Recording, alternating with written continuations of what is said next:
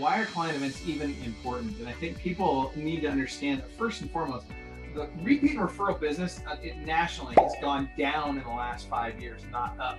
If that's the case, then why are we having this conversation about referrals and how important referrals are if the numbers have gone down? Because for some people, those numbers are still going up. And why are they able to get those numbers to go up? Well, they're able to get those numbers to go up because they're hitting their sphere of influence, we'll call it, in multiple ways. The most important of which is these client events. We just invited people, friends, family, neighbors, past clients, current clients, anyone who we've done business with, anyone who we might do business with in the future, anyone who we just want to remind them that this is what we do. So perfect example with our client events. What's the number one reason why we do this? Because it gives us an excuse to get on the phone with people that know, like, and trust us, so we can deepen those relationships, get further into rapport with them, so that they'll think about us. So it will be top of mind, top of consciousness when they run into other people thinking about buying or selling a home. I don't ever want to judge a client event by that one client event. And what I mean by that is, as time goes on, this has a cumulative effect. It's like getting a locomotive up and running down the track, right?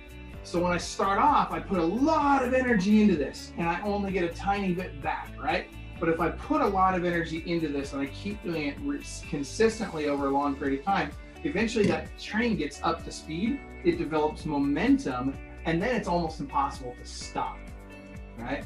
But the other thing you gotta look at is the phone calls, right? So if I'm gonna be making phone calls to these people, I'm not going to make phone calls to every lead in my database probably, right? I may or may not have the bandwidth for that. But what I will do is I'm going to call all of my A+ clients. That's people that have done business with me or sent me a referral. I'm going to call all of my A clients. I'm sorry, that's multiple referrals or multiple transactions of the A+. A clients or anybody that sent me a referral or done business with me.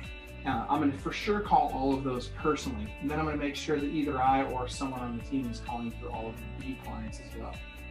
I would recommend more often than not, you want to have 4 events each year that are always the same event every year, right? You might have one that you just, you rotate different events in and out of, but for sure 3 out of those 4, it's going to be the same. Like, you're going to have pictures with Santa every year. And what will happen is people will come every year because that's where they go to get their picture with Santa, because they don't want to wait in the mall line and they don't want to deal with that whole mall Santa thing. Just fun stuff. The key is have fun with it, do it on a consistent basis, and don't be weird, all right? Like, I guess that's the biggest thing is just don't be cheesy and don't be weird. You don't want to invite someone to a party and make them feel like it was a bait and switch. That's right. Yeah, the worst thing you can do is, you stand up in front of them and you're like, okay, so everybody, who's going to send me a referral? Woo!